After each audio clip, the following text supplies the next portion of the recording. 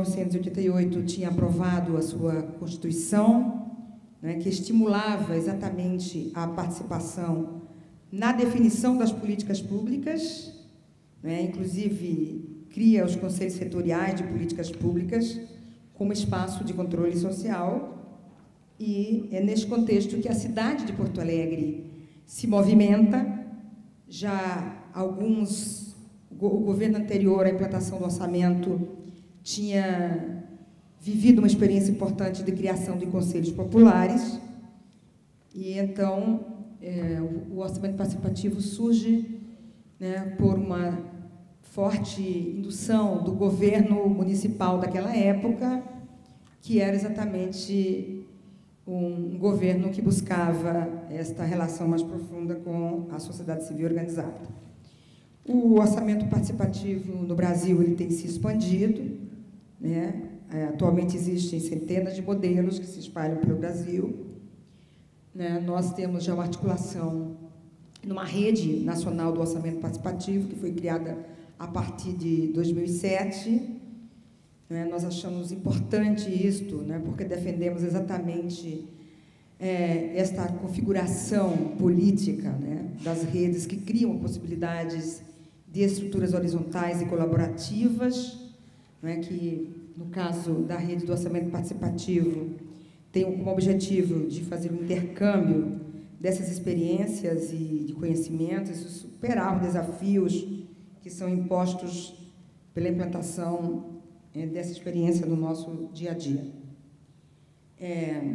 Evidentemente, o conceito geral que rege os orçamentos participativos tem similitude, né? Procura ampliar a participação do movimento comunitário na administração pública, na elaboração e definição do orçamento do município, e é um elemento que torna possíveis as mudanças da estrutura política urbana, né?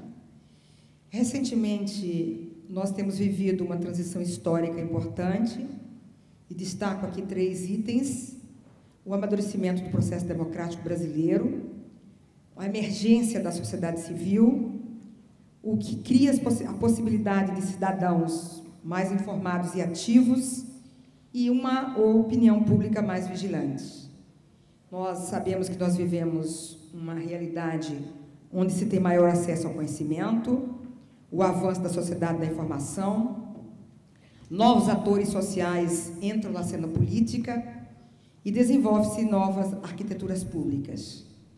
Esta é uma das modificações que nós estamos vivendo na Prefeitura de Porto Alegre, porque nós achamos que aquela arquitetura pública centralizada, fragmentada, através de secretarias estanques, não possibilita a descentralização e a democratização das políticas públicas. Então, nesse momento, surgem novas relações do governo com a sociedade, e nós trabalhamos exatamente na desconstituição do conceito do monopólio do Estado. Achamos que as questões públicas, elas não mais devem ser tratadas a partir da ótica meramente estatal, neste momento da construção das sociedades em redes. O orçamento participativo de Porto Alegre se manteve e se mantém, né, nesses 20 anos, e é importante destacar que, nos primeiros 16 anos, a Prefeitura de Porto Alegre tinha o mesmo partido. Depois de 16 anos, houve uma mudança política, assume um governo de oposição ao governo anterior, e, como vocês podem ver, não é, neste gráfico, a continuidade da participação popular, não é? Exatamente neste ano de 2006, onde nós baixamos a participação para 11.579 pessoas, coincide exatamente no ano quando nós havíamos assumido, após a transição, onde ainda não havíamos recuperado o cumprimento das demandas, né? Então,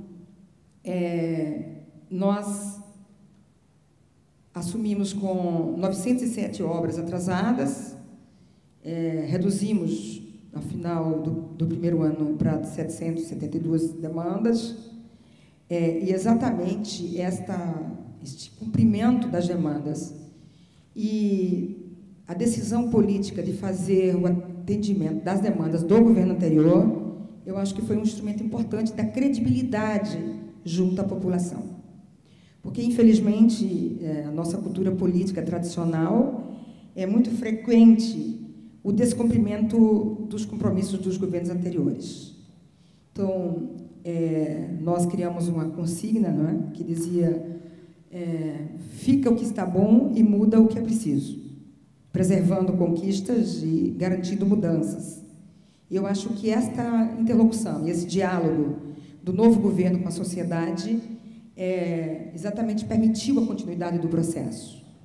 Nós acreditamos que em Porto Alegre, porque a sociedade já se apropriou desse processo democrático, independente das mudanças de governo, este processo se preservará.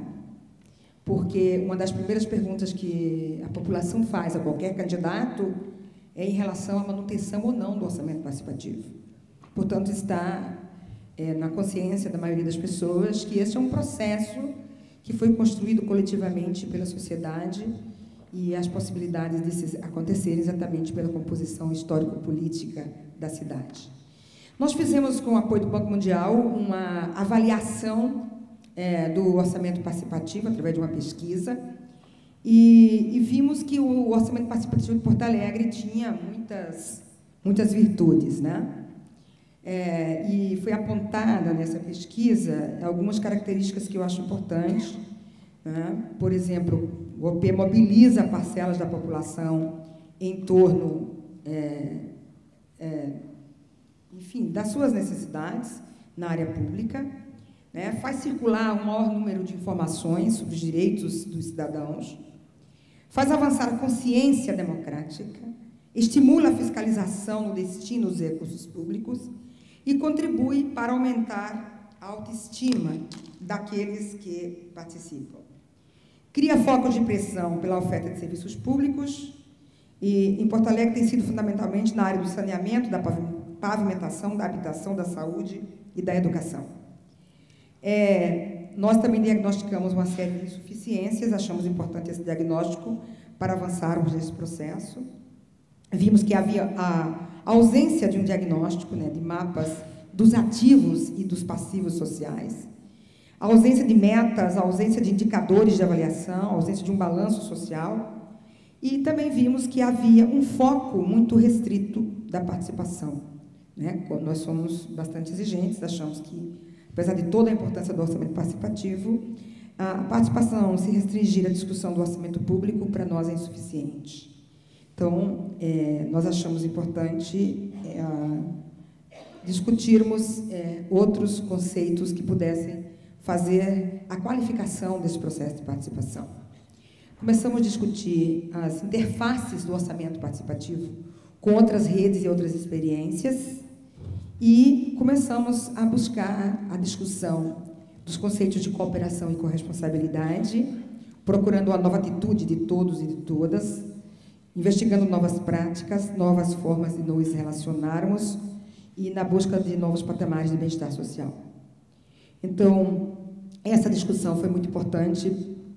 Nós colocamos muito claramente em todas as discussões públicas a necessidade de superar o paradigma de que basta o crescimento econômico para resolver os problemas sociais, superar a crise do atual modelo do Estado centralizado e hierarquizado e superar a crise da eficácia da democracia, que deve transformar-se em benefícios sociais concretos para a população.